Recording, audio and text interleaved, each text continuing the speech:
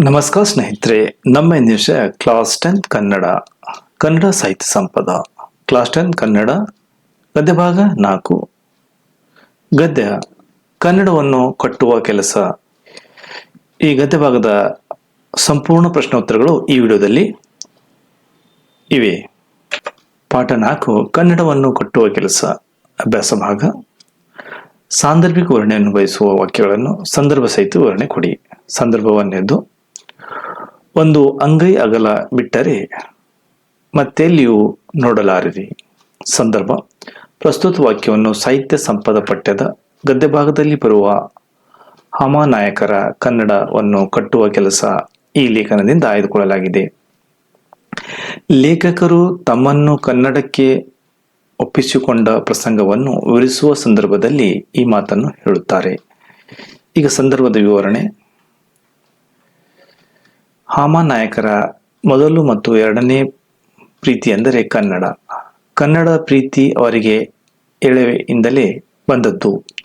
ಅವರ ಕನ್ನಡದ ಪ್ರೀತಿಗೆ ಮಾಸ್ತಿ ಕುವೆಂಪು, ತೇನುಶ್ರೀ, ವಿ.ಎಂ. ಶ್ರೀ, ಆಲೂರು ವೆಂಕಟರಾಯರು, ಮುದುವಿಡ ಕೃಷ್ಣರಾಯ ಮೊದಲಾದವರ ಪ್ರಭಾವ ಕಾರಣವಾಗಿದೆ. ಮುಂದೆ ಗಾಂಧಿ, ವಿನೋಬಾ ಭಾವೆ ಮೊದಲಾದವರ ಚಿಂತನೆಗಳಿಂದ ಹರಳು ಕಟ್ಟಿದೆ. ಹಾಮಾನಾಯಕರ ತಾವು ಪ್ರೌಢಶಾಲೆಯಲ್ಲಿ ಇದ್ದಾಗಲೇ ಆಕಸ್ಮಿಕವಾಗಿ ಅವರ ಕೈಗೆ ಹೈದರಾಬಾದ್ ಸಾಹಿತ್ಯ ಸಮ್ಮೇಳನದ ಅಧ್ಯಕ್ಷ ಭಾಷಣ ಸಿಕ್ಕಿತ್ತು. ಅದರ ಒಂದು ಭಾಗವನ್ನು ಓದುತ್ತಲೇ ಕನ್ನಡದ ಕಾರಣವಾಗಿ ಹಾಮಾನಾಯಕರು ತಮ್ಮನ್ನು ಒಪ್ಪಿಸಿಕೊಂಡು ಬಿಟ್ಟರು. ಎ.ಆರ್. ಕೃಷ್ಣ ಶಾಸ್ತ್ರಿಗಳು ಭಾಷಣದಲ್ಲಿ ಕನ್ನಡದ ಅಳಿವು ಉಳಿವಿದ ಬಗ್ಗೆ ಮಾತನಾಡುತ್ತಾ, ಕನ್ನಡಿಗರಿಗೆ ನಿಮ್ಮ ಕನ್ನಡವನ್ನು ಇಂಡಿಯಾದ ದೇಶದ ದಕ್ಷಿಣ ಭಾಗದಲ್ಲಿ ಒಂದು ಅಂಗೈ ಅಗಲ ಬಿಟ್ಟರೆ ಮತ್ತೆಲ್ಲಿಯೂ ನೋಡಲಾರರು. ನೀವು ಅದನ್ನು ಅಲಕ್ಷ್ಯ ಮಾಡಿದರೆ ಮಿಕ್ಕ ಯಾವ ದೇಶದ ಯಾವ ಜನರೂ ಅದನ್ನು ಎತ್ತಿ ಹಿಡಿಯಲಾರರು ಎಂದು ಮುಂತಾಗಿ ಹೇಳಿದರು. ಇದು ಹಾಮಾನಾಯಕರ ಕನ್ನಡ ಪ್ರೀತಿ ಮೇಲೆ ಗಾಢ ಪ್ರಭಾವ ಬೀರುತ್ತದೆ. ಇದನ್ನು ವಿವರಿಸುತ್ತಾ ಈ ಮೇಲಿನಂತೆ ಹೇಳುತ್ತಾರೆ. ಸಂದರ್ಭ 2. ಇಂಗ್ಲಿಷ್ ಹಿಂದಿ ಬಾರದವರು ವಿಮಾನ ಪ್ರಯಾಣ ಮಾಡಬಾರದೆ. ಸಂದರ್ಭ: ಪ್ರಸ್ತುತ ವಾಕ್ಯವನ್ನು ಸಾಹಿತ್ಯ ಸಂಪದ ಪಠ್ಯದ ಗದ್ಯ ಭಾಗದಲ್ಲಿ ಬರುವ ಹಾಮಾನಾಯಕರ ಕನ್ನಡವನ್ನು ಕಟ್ಟುವ ಕೆಲಸ ಲೇಖನದಿಂದ ಆಯ್ದುಕೊಳ್ಳಲಾಗಿದೆ. ಕರ್ನಾಟಕದ ಪ್ರತಿಯೊಂದು ಕಡೆಗಳಲ್ಲೂ ಕನ್ನಡದ ಬಳಕೆ ಒಳಲೇಬೇಕಾದ ಅಗತ್ಯವನ್ನು ವಿವರಿಸುವ ಸಂದರ್ಭದಲ್ಲಿ ಲೇಖಕರು ಈ ಮಾತನ್ನು ಹೇಳುತ್ತಾರೆ. ಈಗ ಸಂದರ್ಭದ ವಿವರಣೆಯಲ್ಲಿ ಕರ್ನಾಟಕದ ಸಣ್ಣ ಪುಟ್ಟ ಹಾಗೂ ದೊಡ್ಡ ವಿಮಾನ ನಿಲ್ದಾಣ, ರೈಲು ನಿಲ್ದಾಣ, ಅಂಚೆ ಮತ್ತು ಶಾಂತಿ ಇಲಾಖೆಗಳಲ್ಲಿ ಕನ್ನಡದ ಬಳಕೆಯಾಗಬೇಕು ಎನ್ನುವುದು ಲೇಖಕರ ಅನನ್ಯ ಕನ್ನಡ ಪ್ರೀತಿ. ಇಲ್ಲೆಲ್ಲ ಇಂಗ್ಲಿಷ್ ಭಾಷೆಯು ರಾರಾಜಿಸುತ್ತಿದ್ದು ಕನ್ನಡ ಮೂಲೆ ಗುಂಪಾಗಿದೆ. ಹೀಗೆ ಕರ್ನಾಟಕದಲ್ಲೇ ಕನ್ನಡದ ಗತಿ ಹೀಗಾಗಿದ್ದರೆ ಅನ್ಯರಾರು ಬಂದು ಅದನ್ನು ಕಾಪಾಡುವುದಿಲ್ಲ. ಆದ್ದರಿಂದ ವಿಮಾನ, ರೈಲು, ಅಂಚೆ ತಂತಿ ಇಲಾಖೆಗಳಲ್ಲಿ ಇಲ್ಲಿನ ವ್ಯವಹಾರ ಇಂಗ್ಲಿಷ್ನಲ್ಲಿ ನಡೆಯುವ ಮೊದಲು ಕನ್ನಡದಲ್ಲೇ ನಡೆಯಬೇಕು.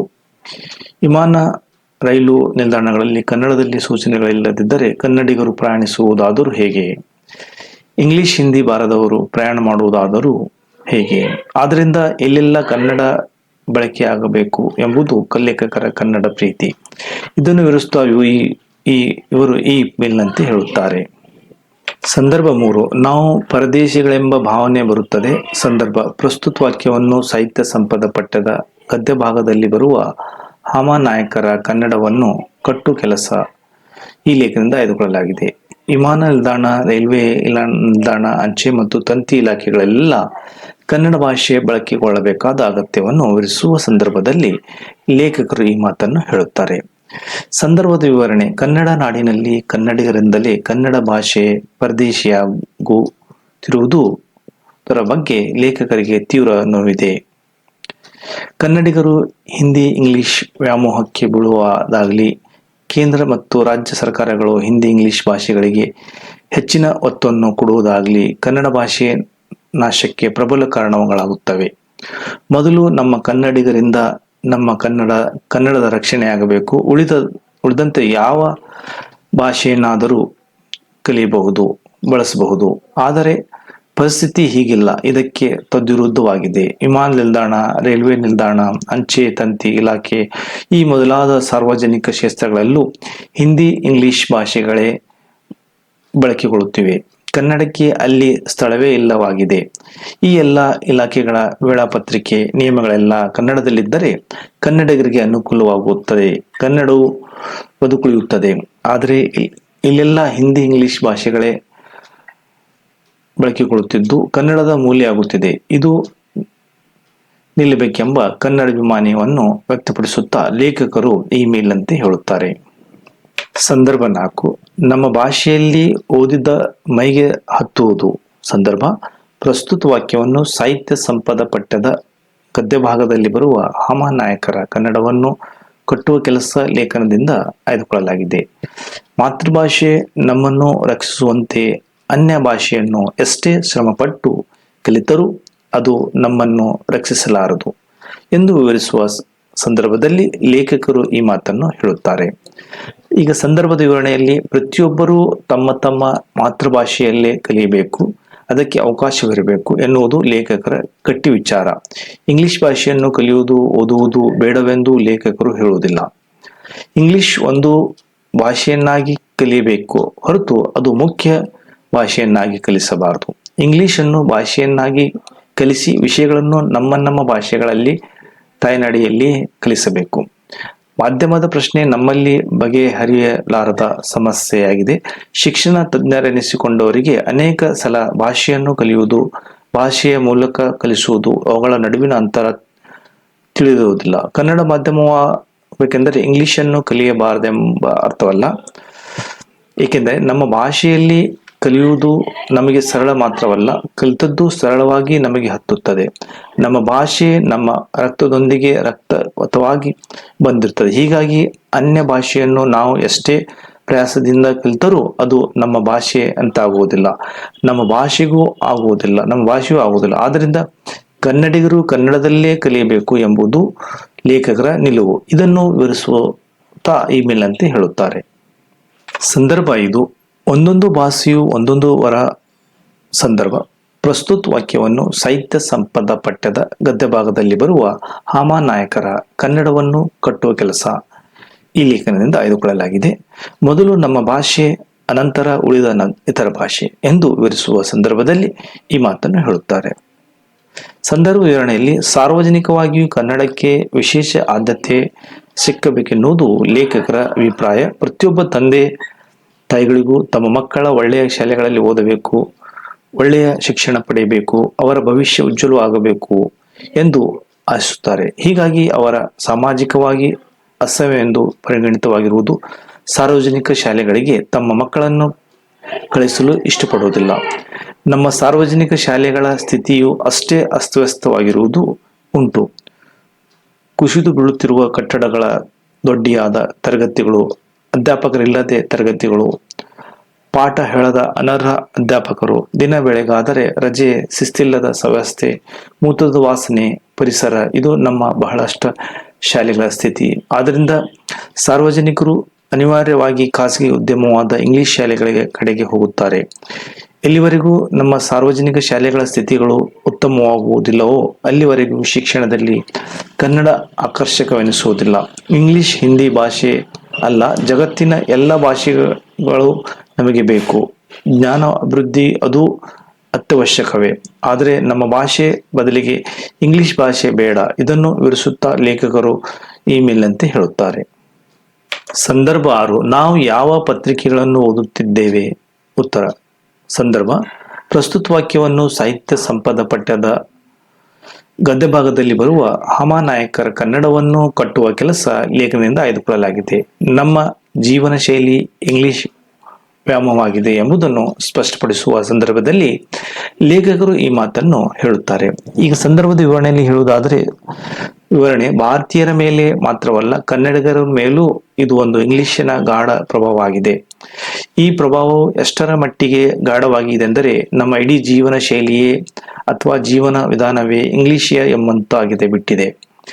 ಇದು ನಮ್ಮ ಮಕ್ಕಳ ಓದುತ್ತಿರುವುದು ಇಂಗ್ಲಿಷ್ ಶಾಲೆಗಳಲ್ಲಿ, ನಾವು ಓದುತ್ತಿರುವುದು ಇಂಗ್ಲಿಷ್ ಪತ್ರಿಕೆಗಳನ್ನು, ನಾವು ನೋಡುವುದು ಇಂಗ್ಲಿಷ್ ಸಿನಿಮಾಗಳು, ನಮ್ಮ ಮನೆ ಬೋರ್ಡ್ ಇರುವುದು ಇಂಗ್ಲಿಷ್ನಲ್ಲಿ, ಲೆಟರ್ ಹೆಡ್, ಲಗ್ನ ಪತ್ರಿಕೆಗಳು ಅಚ್ಚಾಗುವುದು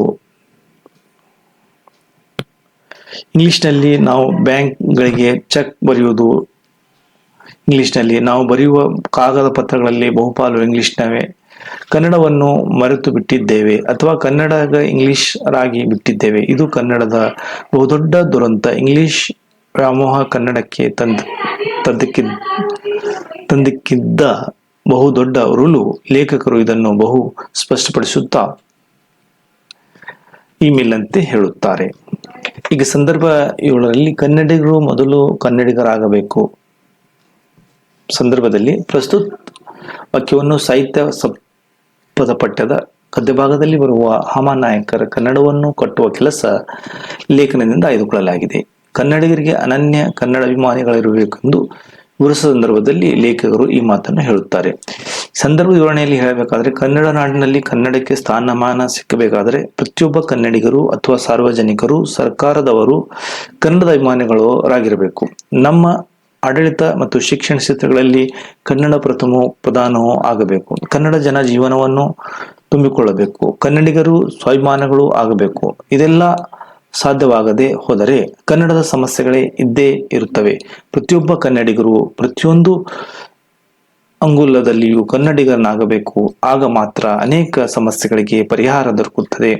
ಕನ್ನಡ ಎನ್ನುವ ನಾವು ನಮ್ಮನ್ನೇ ಪ್ರಶ್ನಿಸಿಕೊಳ್ಳಬೇಕಾದ ಹಲ ಪ್ರಶ್ನೆಗಳಿಗೆ ನಾವು ಆ ಪ್ರಶ್ನೆಗಳೆಲ್ಲ ಇಂಗ್ಲಿಷ್ ಪ್ರಭಾವಕ್ಕೆ ಸಂಬಂಧ ಪಟ್ಟಗಳೆಲ್ಲ ಕನ್ನಡ ಹೇಳುವುದಕ್ಕೆ ಮಾತ್ರವಲ್ಲ, ಅನುಸರಿಸುವುದು ಕೂಡ ಎಂಬ ಬಹು ಜನ ತಿಳಿದೇ ಇಲ್ಲ.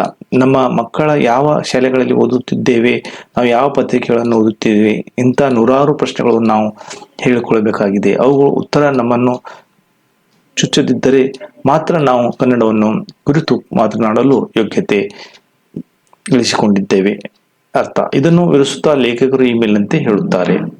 ಈಗ 1 ಅಂಕ ಪ್ರಶ್ನೆಗಳಲ್ಲಿ ಉತ್ತರಿಸುವುದು. ಪ್ರಶ್ನೆ 1, AR ಕೃಷ್ಣಶಾಸ್ತ್ರಿಗಳ ಎಲ್ಲಿ ನಡೆದ ಸಾಹಿತ್ಯ ಸಮ್ಮೇಳನದಲ್ಲಿ ಅಧ್ಯಕ್ಷರಾಗಿದ್ದರು? ಉತ್ತರ, AR ಕೃಷ್ಣಶಾಸ್ತ್ರಿಗಳು ಹೈದರಾಬಾದ್ ನಲ್ಲಿ ನಡೆದ ಸಾಹಿತ್ಯ ಸಮ್ಮೇಳನದ ಅಧ್ಯಕ್ಷರಾಗಿದ್ದರು. ಈಗ 2ನೇ ಪ್ರಶ್ನೆ, ನಮ್ಮ ದೇಶದಲ್ಲಿ ದಕ್ಷಿಣವಾಗಿ ಹೋದ ಧರ್ಮ ಯಾವುದು? ನಮ್ಮ ದೇಶದಲ್ಲಿ ಬೌದ್ಧ ಧರ್ಮ ಕ್ಷೀಣವಾಗಿ ಹೋಗಿದೆ. ಪ್ರಶ್ನೆ 3, ಪ್ರಾಂತೀಯ ಭಾಷೆಗಳ ಸ್ಥಾನಮಾನವನ್ನು ಆಕ್ರಮಿಸುತ್ತಿರುವ ಭಾಷೆಗಳು? ಉತ್ತರ, ಇಂಗ್ಲಿಷ್ ಮತ್ತು ಹಿಂದಿ ಪ್ರಾಂತೀಯ ಭಾಷೆಗಳ ಸ್ಥಾನಮಾನವನ್ನು ಆಕ್ರಮಿಸುತ್ತಿರುವುದು ಭಾಷೆಗಳಾಗಿವೆ. ಈ ಪ್ರಶ್ನೆ 4ರಲ್ಲಿ ಯಾವ ಮರ್ಯಾದೆಯನ್ನು ನಾವು ಮೀರಬಾರದು? ಉತ್ತರ, ಭಾಷೆಯನ್ನು ಬಿಟ್ಟು ಬದುಕು ಇರುವುದಿಲ್ಲ. ನಮ್ಮ ಮರ್ಯಾದೆಯನ್ನು ನಾವು ಮರೆಯಬಾರದು. ಪ್ರಶ್ನೆ 5ರಲ್ಲಿ ಸ್ಥಳೀಯ ಭಾಷೆ ಕಲಿಯದ ಅನ್ಯ ಭಾಷಿಕರು ಏನಾಗುತ್ತಾರೆ? ಉತ್ತರ, ಸ್ಥಳೀಯ ಭಾಷೆ ಕಲಿಯದ ಅನ್ಯ ಭಾಷಿಗರು ದ್ವೀಪ ಜೀವಿಗಳಾಗುತ್ತಾರೆ. ಪ್ರಶ್ನೆ 6ರಲ್ಲಿ ಯಾವುದು ನಮ್ಮ ಮೈಗೆ ಹತ್ತುವುದು? ಉತ್ತರ, ನಮ್ಮ ಭಾಷೆಯಲ್ಲಿ ಓದಿದ್ದು ನಮ್ಮ ಮೈಗೆ ಹತ್ತುವುದು. ಪ್ರಶ್ನೆ 7, ಕನ್ನಡದ ಮೂಲಕ ಕಲಿತು ಶ್ರೇಷ್ಠ ವಿಜ್ಞಾನಿಯಾದವರು ಯಾರು? ಉತ್ತರ, ಕನ್ನಡದ ಮೂಲ ಕಲಿತು ಶ್ರೇಷ್ಠ ವಿಜ್ಞಾನಿಯಾದವರು ಡಾಕ್ಟರ್ CNR ರಾವ್. ಪ್ರಶ್ನೆ 8, ತಮ್ಮ ರಾಜ್ಯದಲ್ಲಿ ತಾವೇ ತಬ್ಬಲಿಗಳಾಗುತ್ತಿರುವುದು ಯಾರು? ಉತ್ತರ, ಕನ್ನಡಿಗರು ತಮ್ಮ ರಾಜ್ಯದಲ್ಲಿ ತಾವೇ ತಬ್ಬಲಿಗಳಾಗುತ್ತಿದ್ದಾರೆ. ಪ್ರಶ್ನೆ 5, ಭಾಷೆ ಯಾವುದಕ್ಕಿಂತ ದೊಡ್ಡದು? ಉತ್ತರ, ಭಾಷೆ ಬದುಕಿಗಿಂತ ದೊಡ್ಡದು. ಪ್ರಶ್ನೆ 10, ಕನ್ನಡದ ಸಮಸ್ಯೆಗಳಿಗೆ ಪರಿಹಾರ ದೊರಕಿಸಲು ನಾವು ಏನು ಮಾಡಬೇಕು? ಉತ್ತರ, ಕನ್ನಡ ಸಮಸ್ಯೆಗಳಿಗೆ ಪರಿಹಾರ ದೊರಕಿಸಲು ನಾವು ಸ್ವಾಭಿಮಾನಿಗಳಾಗಬೇಕು. 2 ಅಂಕಗಳ ಪ್ರಶ್ನೆಗಳು 2-3 ವಾಕ್ಯದಲ್ಲಿ ಉತ್ತರಿಸಿ. 1ನೇ ಪ್ರಶ್ನೆ. ಪ್ರಶ್ನೆ 1, ಲೇಖಕರಲ್ಲಿ ಕನ್ನಡ ಪ್ರೀತಿ ಸ್ಫುರಿಸಿದ್ದು ಹೇಗೆ? ಉತ್ತರ, ಕನ್ನಡದ ಲೇಖಕರು ಮೊದಲ ಪ್ರೀತಿಯೂ ಹೌದು, 2ನೇ ಪ್ರೀತಿಯೂ ಹೌದು. ಆದ್ದರಿಂದ ಇಲ್ಲಿ ಸವತಿ ಮತ್ಸರಕ್ಕೆ ಎಡೆಯಿಲ್ಲ. ಲೇಖಕರಿಗೆ ಕನ್ನಡದ ಪ್ರೀತಿ ಎಳೆವಿಂದಲೇ ಬಂದದ್ದು. ಅವರ ಕನ್ನಡದ ಪ್ರೀತಿ ಮಾಸ್ತಿ ಕುವೆಂಪು, ತೀನಂಶ್ರೀ ಅವರ ಪದ್ಯಗಳನ್ನು ಪಠ್ಯ ಪುಸ್ತಕದಲ್ಲಿ ಓದಿದಾಗ ಸ್ಫುರಿಸಿದ್ದು. ಪ್ರಶ್ನೆ 2ರಲ್ಲಿ AR ಕೃಷ್ಣಶಾಸ್ತ್ರಿಗಳ ಭಾಷಣ ಓದಿ ಲೇಖಕರಲ್ಲಿ ಮೂಡಿದ ಭಾವನೆಗಳೇನು? ಉತ್ತರ, AR ಕೃಷ್ಣಶಾಸ್ತ್ರಿಗಳ ಭಾಷಣ ಓದಿ ಲೇಖಕರಲ್ಲಿ ತಮ್ಮ ಹೃದಯದ ಮನಸ್ಸಿಲ್ಲಾದ ಭೇದ, ಭಯ, ಅಸಹಾಯಕತೆ, ಕ್ರೋಧಗಳನ್ನು ಅನುಭವಿಸಿದ ಭಾವನೆ ಉಂಟಾಗುತ್ತದೆ. ಕೃಷ್ಣಮೂರ್ತಿಗಳು ಇಲ್ಲಿ ಸಂಸ್ಕೃತವನ್ನಷ್ಟೇ ಕೈಮಾಡಿ ತೋರಿಸಿರುವರಾದರೂ ಸಂದರ್ಭ ಕನ್ನಡದಲ್ಲಿ ಎಲ್ಲ ಕುತ್ತುಗಳನ್ನು ಪ್ರಾತಿನಿಧ್ಯವಾಗಿ ಸಂಕೇತಿಸುತ್ತದೆ ಎನಿಸುತ್ತದೆ. ಲೇಖಕರಿಗೆ ಪ್ರಶ್ನೆ 3.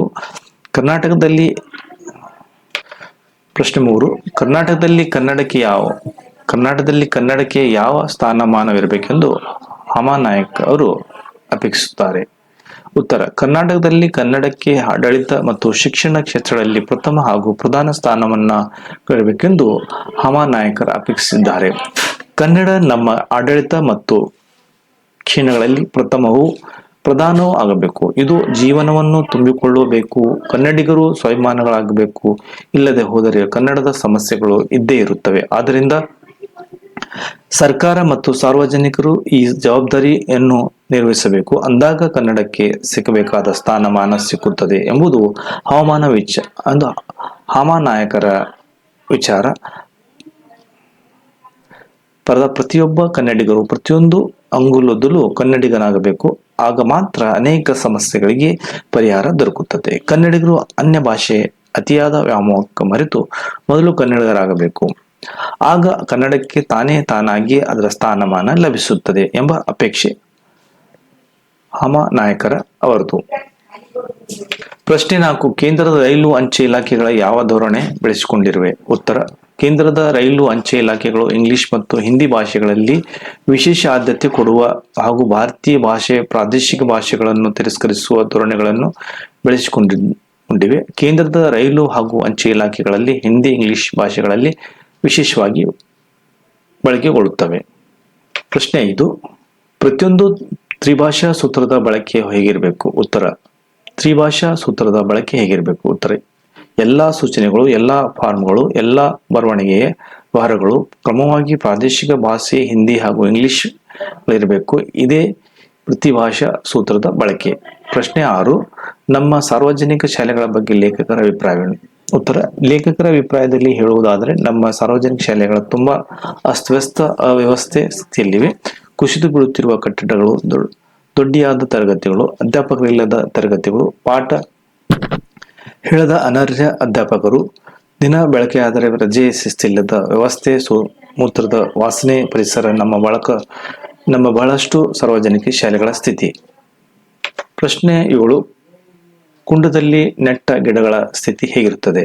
ಉತ್ತರ: ಇಂಗ್ಲಿಷ್ ಮೂಲಕವಾದ ಶಿಕ್ಷಣ ಕುಂಡದಲ್ಲಿ ನೆಟ್ಟ ಗಿಡಗಳಂತೆ ಬೇರು ನೆಲಕ್ಕೆ ಇಳುವುದಿಲ್ಲ, ಭೂಮಿಯ ಸಾರವನ್ನು ಸಂಗ್ರಹಿಸುವುದಿಲ್ಲ. ಹಾಕಿದ ಹೇಡಿ ಗೊಬ್ಬರದಲ್ಲೇ ಅದು ಜೀವಮಾನವನ್ನು ಬೆಳೆಸಬೇಕು. ಪ್ರಶ್ನೆ 8. ಕನ್ನಡದ ಸಮಸ್ಯೆಗಳಿಗೆ ಎಲ್ಲಿವರೆಗೂ ಇದ್ದೇ ಇರುತ್ತದೆ?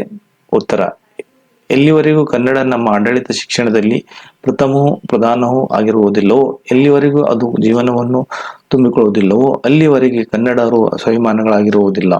ಅಲ್ಲಿವರೆಗೂ ಕನ್ನಡದ ಸಮಸ್ಯೆಗಳು ಇದ್ದೇ ಇರುತ್ತವೆ. ಪ್ರಶ್ನೆ 9. ಕನ್ನಡ ಬಗ್ಗೆ ಮಾತನಾಡಲು ನಾವು ಯೋಗ್ಯತೆ ಗಳಿಸುವುದು ಯಾವಾಗ? ಉತ್ತರ: ನಮ್ಮ ಮಕ್ಕಳನ್ನು ಕನ್ನಡ ಶಾಲೆಗಳಲ್ಲಿ ಓದಿಸಬೇಕು. ನಾವು ಇಂಗ್ಲಿಷ್ ಪತ್ರಿಕೆ ಓದುವುದು ಬಿಟ್ಟು ಕನ್ನಡ ಪತ್ರಿಕೆ ಓದಬೇಕು. ನಾವು ಕನ್ನಡ ಸಿನಿಮಾಗಳನ್ನು ನೋಡಬೇಕು. ನಮ್ಮ ಮನೆಯ ಬೋರ್ಡು ಕನ್ನಡದಲ್ಲಿ ಇರಬೇಕು. ನಮ್ಮ ಲೆಟರ್ ಹೆಡ್ ಲಗ್ನ ಪತ್ರಿಕೆಗಳು ಕನ್ನಡದಲ್ಲಿ ಅಚ್ಚಾಗಬೇಕು. ಅಂದಾಗ ಮಾತ್ರ ನಾವು ಕನ್ನಡದ ಬಗ್ಗೆ ಮಾತನಾಡುವ ಯೋಗ್ಯತೆ ಗಳಿಸುತ್ತೇವೆ. 4 ಅಂಕದ ಪ್ರಶ್ನೆಗಳು 5 ವಾಕ್ಯದಲ್ಲಿ ಉತ್ತರಿಸಿ. ಕೇಂದ್ರದ ಪ್ರಶ್ನೆ 1. ಕೇಂದ್ರ ಸರ್ಕಾರದ ಕಚೇರಿಗಳಲ್ಲಿ ಕನ್ನಡತನವಿಲ್ಲದೆ ಇರುವ ಬಗ್ಗೆ ಹಾಮಾನಾಯಕ ಬಗ್ಗೆ ಹೇಗೆ ಟೀಕಿಸಿದ್ದಾರೆ? ಪ್ರಶ್ನೆ: ಕೇಂದ್ರ ಸರ್ಕಾರದ ಕಚೇರಿಗಳಲ್ಲಿ ಕನ್ನಡತನವಿಲ್ಲದೆ ಇರುವ ಬಗ್ಗೆ ಹಾಮಾನಾಯಕರ ಟೀಕೆ ತುಂಬಾ ತೀಕ್ಷ್ಣವಾಗಿದೆ. ಕೇಂದ್ರ ಸರ್ಕಾರದ ರೈಲ್ವೆ, ವಿಮಾನ, ಅಂಚೆ ಮತ್ತು ತಂತಿ ಕಚೇರಿಗಳಲ್ಲಿ ಹಿಂದಿ ಮತ್ತು ಇಂಗ್ಲಿಷ್ ಭಾಷೆಗಳೇ ರಾರಾಜಿಸುತ್ತಿರುವುದು ಹಾಮಾನಾಯಕರ ಒಪ್ಪುವುದಿಲ್ಲ. ಇಲ್ಲಿನ ಎಲ್ಲಾ ಪ್ರಕಟಣೆಗಳು ಪ್ರಾದೇಶಿಕ ಭಾಷೆಗಳಲ್ಲಿರುವುದು ಅಗತ್ಯವೆತ್ತಾರೆ. ಹಾಮಾನಾಯಕರ ಇಂಗ್ಲಿಷ್ ಹಿಂದಿ ಬಾರದವರು ಈ ದೇಶದಲ್ಲಿ ವಿಮಾನ ನಿಲ್ದಾಣ ಮಾಡಬಾರದೆ ಎಂದು ಬಹುತೀಕ್ಷ್ಣವಾಗಿ ಟೀಕಿಸುತ್ತಾರೆ. ಪ್ರಶ್ನೆ 2. ಹೊರನಾಡಿನಿಂದ ಬಂದು ಕನ್ನಡ ನಾಡಿನಲ್ಲಿ ನೆಲೆಸಿರುವವರ ಜವಾಬ್ದಾರಿಗಳನ್ನು ಲೇಖಕರು ಹೇಗೆ ವಿವರಿಸಿದ್ದಾರೆ? ಉತ್ತರ: ಲೇಖಕರ ಪ್ರಕಾರ ಹೊರನಾಡಿನಿಂದ ಬಂದು ಒಂದು ರಾಜ್ಯದಲ್ಲಿ ನೆಲೆಸಿದ್ದವರು ಅಲ್ಲಿನ ಪ್ರಾದೇಶಿಕ ಭಾಷೆಯನ್ನು ಕಲಿಯಬೇಕು. ಅವರು ಪ್ರಾದೇಶಿಕ ಭಾಷೆಯನ್ನು ಕಲಿಯದೆ ಹೋಗದಂತೆ ನೋಡಿಕೊಳ್ಳುವ ಜವಾಬ್ದಾರಿಯೇ ಸರ್ಕಾರದ್ದು. ಅದು ಅಂತ ಶಿಕ್ಷಣ ಕ್ರಮವನ್ನು ರೂಪಿಸಬೇಕಾಗುತ್ತದೆ. ಸ್ಥಳೀಯ ಭಾಷೆಯನ್ನು ಕಲಿಯದೆ ಹೋದರೆ ಹೊರಗಿನಿಂದ ಬಂದವರು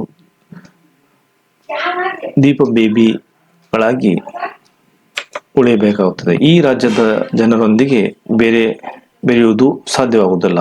ಅದು ರಾಜ್ಯದ ಎಲ್ಲಾ ಸೌಲಭ್ಯಗಳು ಬಳಸಿಕೊಂಡು ಬದುಕುವ ಜನ ಅಲ್ಲಿನ ಭಾಷೆಯನ್ನು ಬಳಸುವುದು ಅನಿವಾರ್ಯವಾಗುತ್ತದೆ. ಪ್ರದೇಶಕ್ಕೆ ಭಾಷೆ ಕಲಿಕೆ ಮಾತೃಭಾಷೆ ಕಲಿಕೆ ವಿರುದ್ಧವಾದುದಲ್ಲ. ಅವೆರಡರೇ ಪೂರಕವಾದಾಗಲೇ ಮನೆ ಮತ್ತು ಆವರಣಗಳ ಪರಿಚಯ ಸ್ಪಷ್ಟವಾಗುತ್ತದೆ. ಹೀಗೆ ಹೊರನಾಡಿನಿಂದ ಬಂದ ಕನ್ನಡ ನಾಡಿನಲ್ಲಿ ನೆಲೆಸಿರುವವರ ಜವಾಬ್ದಾರಿಗಳನ್ನು ಲೇಖಕರು ವಿವರಿಸಿದ್ದಾರೆ. ಪ್ರಶ್ನೆ 3. ನಮಗೆ ಬೇಕಾಗಿರುವ ಕನ್ನಡ ಮಾಧ್ಯಮ ಶಿಕ್ಷಣ ಮತ್ತು ಇಂಗ್ಲಿಷ್ ಭಾಷೆಯ ಸಂಬಂಧ ಯಾವ ಸ್ವರೂಪದಾಗಿರಬೇಕು ಎಂದು ಲೇಖಕರು ಹೇಳಿದ್ದಾರೆ. ಉತ್ತರ: ಲೇಖಕರ ಪ್ರಕಾರ ಯಾವ ಭಾಷೆಯು ಹೇರಿಕೆಯೂ ಸರಿಯಲ್ಲ. ಯಾವುದೇ ಭಾಷೆಯ ಕಲಿಯನ್ನು ತಡೆಯುವುದು ಸರಿಯಲ್ಲ. ಇಂಗ್ಲಿಷ್ ನಮಗೆ ಪ್ರಪಂಚಕ್ಕಿರುವ ಕಿಟಕಿ ಎಂಬುದರಲ್ಲಿ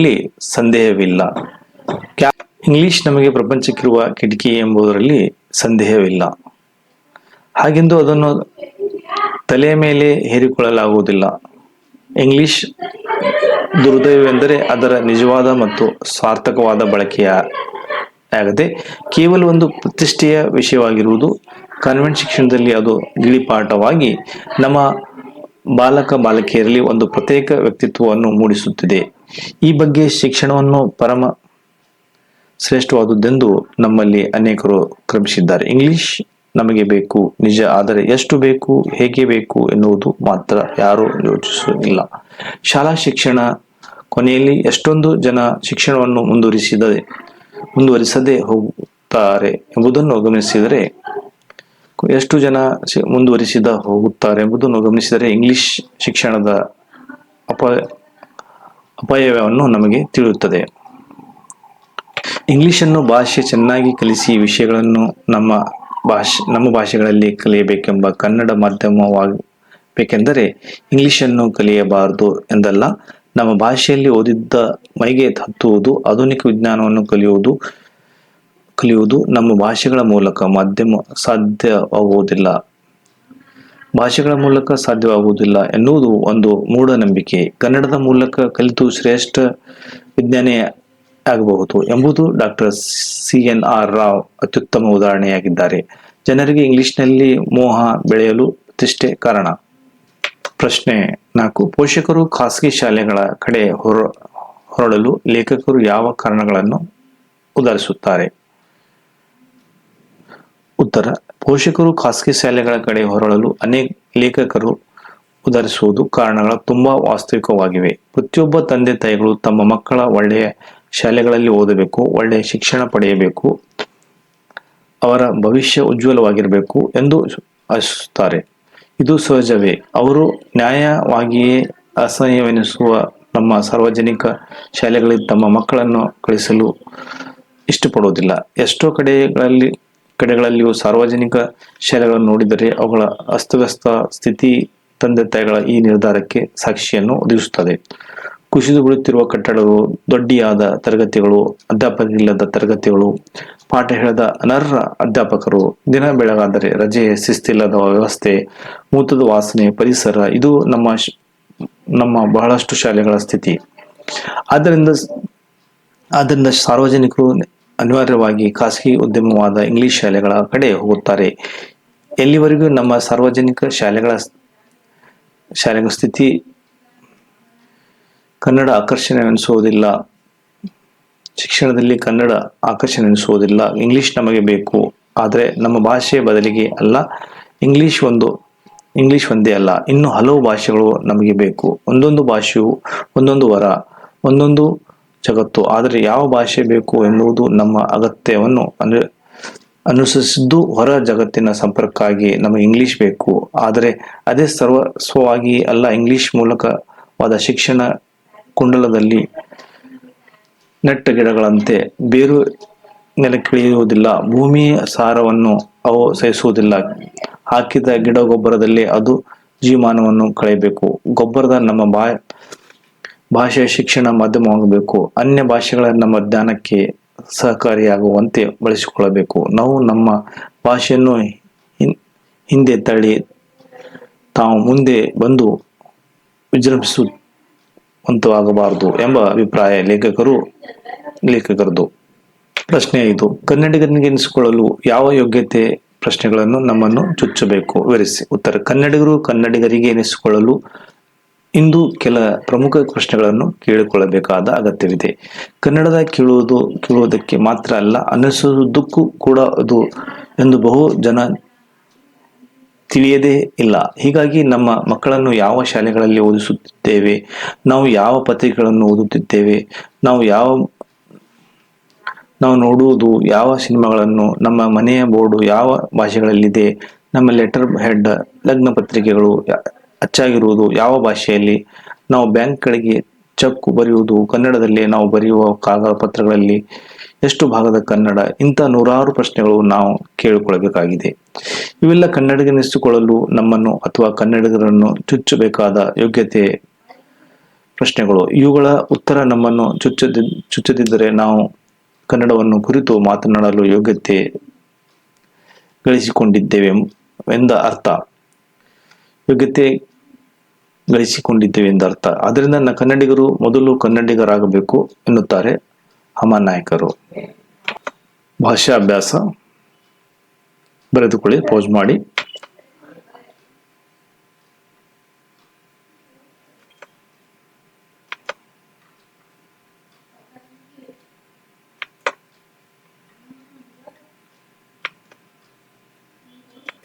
ಕೊನೆಯಲ್ಲಿ ಕನ್ನಡವನ್ನು ಕಟ್ಟುವ ಕೆಲಸ. ಹಮಾನಾಯ್ಕರ ಕೆಲವು ಪರಿಚಯ, ಕೃತಿಯ ಪರಿಚಯ.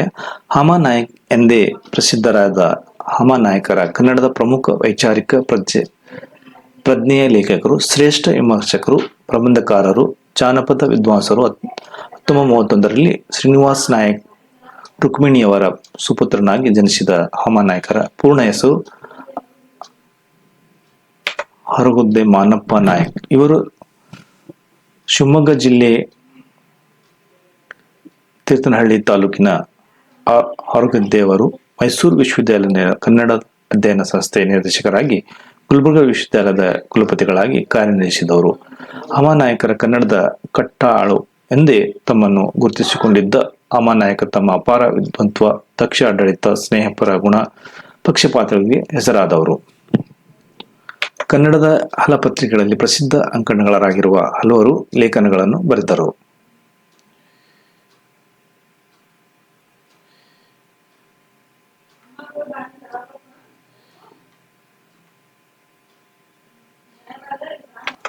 ಈ ವಿಡಿಯೋ ಎಲ್ಲ ವಿದ್ಯಾರ್ಥಿಗಳು ಗ್ರೂಪ್ನಲ್ಲಿ ಶೇರ್ ಮಾಡಿ. ಈ ವಿಡಿಯೋ ನೋಡಿದ್ದಕ್ಕೆ ಎಲ್ಲ ವಿದ್ಯಾರ್ಥಿಗಳಿಗೆ ಧನ್ಯವಾದಗಳು.